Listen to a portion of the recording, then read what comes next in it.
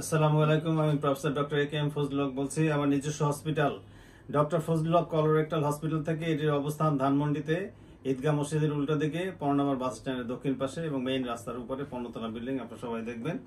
এটা আমরা চালু করেছি 9 মাস হলো। আমাদের সাথে একজন পেশেন্ট আছে, ওনার নাম হচ্ছে মিসেস ফারজানা হারুন অরিন। বয়স 35 বছর, ওনার বাড়ি হলো চিরগাং। আসসালামু আলাইকুম। জি অরিন, কি আপনি চাকরি করেন? জি। হাজবেন্ড চাকরি করে? জি। দুজন চাকরি করে। বয়স হলো 35 বছর। ছেলে মেয়ে আছে আপনার? না, ছেলে মেয়ে নাই। আপনার যে সমস্যা ছিল সেটা হলো সম্বন্ধিত অসুস্থতা। ওনার সমস্যা ছিল, ওনার ওডিএস ছিল, অবস্ট্রাকটিভ ডিফেকেশন সিনড্রোম, অর্থাৎ পায়খানা ক্লিয়ার হতো না, টয়লেটে দীর্ঘ সময় বসে কোতাকুতি করতে হতো, তারপরে পায়খানা ক্লিয়ার হতো না। এরকম করতে করতে ওনার 2বার মিসক্যারেজ হয়েছে। ওনার 2বার কনসিভ হয়েছে এবং প্রেগনেন্সি হয়েছে, তারপর 2বারই মিসক্যারেজ হয়ে গেছে, অর্থাৎ অ্যাবর্শন হয়ে গিয়েছে। কারণ উনি মলদ্বারের ভিতরে আঙ্গুল দিয়ে পায়খানা করতেন, আঙ্গুল দিয়ে পায়খানা করতে হতো এবং দীর্ঘ সময় টয়লেটে বসে থাকতে হতো।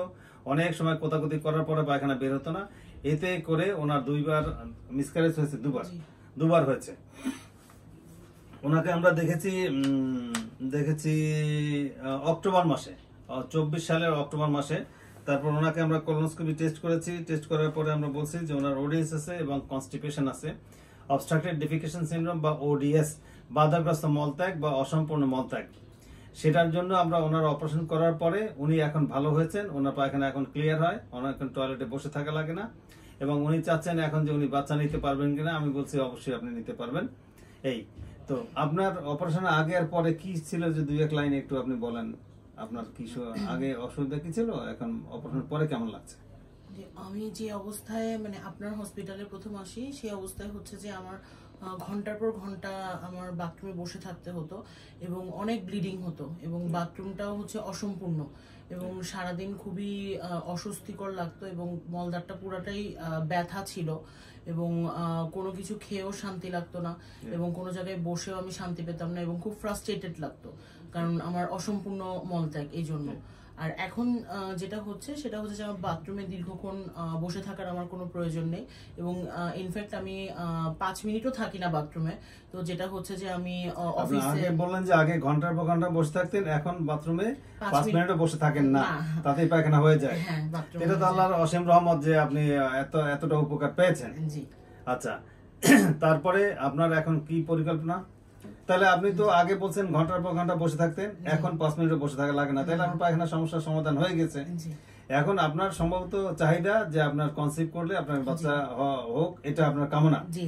সেটার জন্য আপনি গাইনি ডাক্তারের সাথে যোগাযোগ করবেন। গাইনি ডাক্তার আপনার পরবর্তী দিক নির্দেশনা দিবেন এবং আমার পক্ষ থেকে আমি দেখে বললাম, আমি চেক করেছি আজকে যে আপনি এটা সম্পূর্ণ সুস্থ আছেন। আপনিও বললেন যেখানে ঘন্টার পর ঘন্টা বসে থাকা লাগতো টয়লেট করার জন্য, সেখানে 5 মিনিটও বসে থাকা লাগে না। তাহলে আল্লাহ শুকরিয়া। আমরা চাই যে আমরা যে চিকিৎসা করি তাতে আপনাদের উপকার হোক। তবে ওডিএস বা এই স্টার অপারেশন আমি সবার করি না। আমি প্রথমে ওষুধ দেই, যাদের ওডিএস আছে, অবস্ট্রাকটিভ ডিফেকেশন সিনড্রোম আছে, তাদের বিভিন্ন পরীক্ষা নিরীক্ষা করার পর ওষুধ দেই। আমি 3-4 মাস দেখি। 3-4 মাস পরে ওষুধে যদি ভালো হয়ে যায় তাহলে আমি বলি যে কোনো অপারেশন করবো না। যদি ঘন্টার পর ঘন্টা বসে থাকা লাগে, ওষুধ দেওয়ার পরে 3-4 মাস 5 মাস আপনি দেখলেন যে ওষুধে আমি ভালো হই কিনা, যদি ভালো না হন তারপরে কিন্তু আমি অপারেশন কথা বলি। তার আগে আমি রুগীকে বলে দিই কখনো অপারেশন যাবেন না, আমি বললেও যাবেন না। কারণ আপনাকে ওষুধ দিতে আমি ভালো করতে পারি, কেন আপনি অপারেশনে যাবেন? আপনার ওষুধ তো আমি ওই যে অক্টোবরে যখন দেখাইছি তখন আমি 3 মাস কিন্তু ওষুধ খাইছি। আমরা কিন্তু জানুয়ারিতে সার্জারি করছি, কারণ ডিসেম্বর পর্যন্ত 3 মাস ওষুধ কি আপনি দেখেছেন যে কি হয়? আমি তো সেভাবেই বলেছি। 3 মাস পরেও দেখছেন যে তাতে উপকার হচ্ছে না, তখন আপনি সিদ্ধান্ত নিলেন যে অপারেশন করবেন এবং অপারেশন করার পরে এখন আপনি রেজাল্টটা, ফলাফলটা আমাদেরকে দিচ্ছেন যে এখন আর 5 মিনিট বসে থাকলেন না, যেখানে 1 ঘন্টা বা ঘন্টার পর ঘন্টা বসে থাকা লাগতো। তো ভালো থাকেন, আমরা দোয়া চাই। আর অন্যান্য রোগী যারা, সবার মঙ্গল হোক।